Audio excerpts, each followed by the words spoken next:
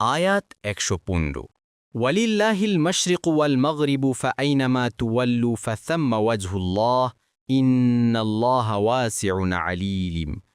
অনুবাদ: আর পূর্ব ও পশ্চিম আল্লাহরই, সুতরাং যেদিকেই তোমরা মুখ ফেরাও না কেন সেদিকই আল্লাহর দিক। নিশ্চয়ই আল্লাহ সর্বব্যাপী, সর্বজ্ঞ। তাফসীর। ১ নং ফুটনোটের বিবরণ। ওয়াজহুল্লাহ শব্দের শাব্দিক অর্থ হচ্ছে আল্লাহর চেহারা। মুসলিমদের আকীদা বিশ্বাস হলো এই যে আল্লাহর চেহারা রয়েছে, তবে তা সৃষ্টির কারও চেহারার মতো নহে।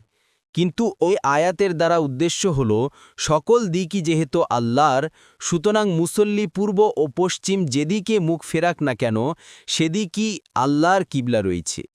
কেউ কেউ এ আয়াতটিকে আল্লাহর তাআলার সিফাত, মুখমণ্ডল বা চেহারা সাব্যস্ত করার জন্য দলিল হিসেবে পেশ করে থাকেন।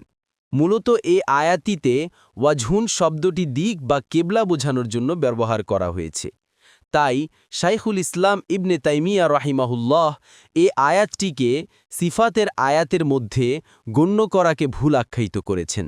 দেখুন মাজমুউল ফাতাওয়া 2/429, 3/193, 6/15-16।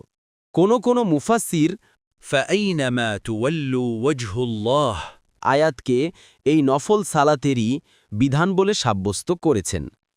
কিন্তু স্মরণ রাখা দরকার যে এই বিধান সে সমস্ত যানবাহনের ক্ষেত্রেই প্রযোজ্য যাতে সাওয়ার হয়ে চলার সময় কেবলার দিকে মুখ করা কঠিন। অপরপক্ষে যে সমস্ত যানবাহনে সাওয়ার হলে কেবলার দিকে মুখ করা কঠিন নয়, যেমন রেলগাড়ি, সামুদ্রিক জাহাজ, উড়োজাহাজ ইত্যাদিতে নফল সালাতেও কেবলার দিকে মুখ করতে হবে।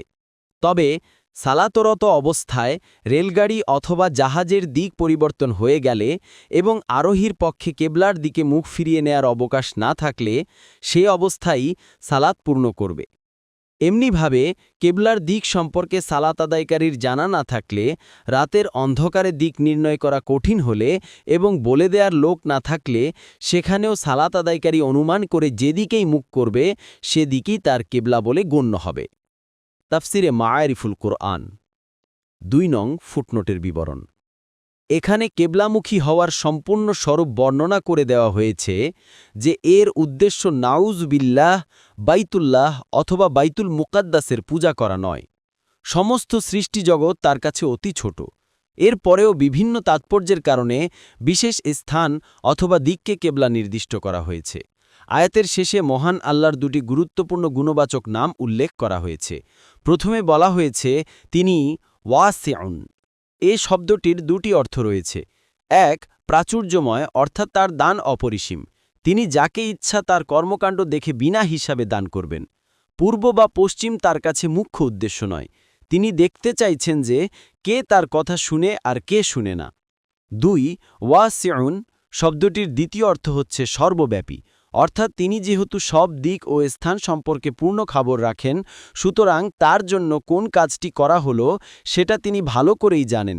সে অনুযায়ী তিনি তার বান্দাকে পুরস্কৃত করবেন। এই অর্থের সাথে পরে উল্লেখিত দ্বিতীয় গুণবাচক নাম আলিম শব্দটি বেশি উপযুক্ত।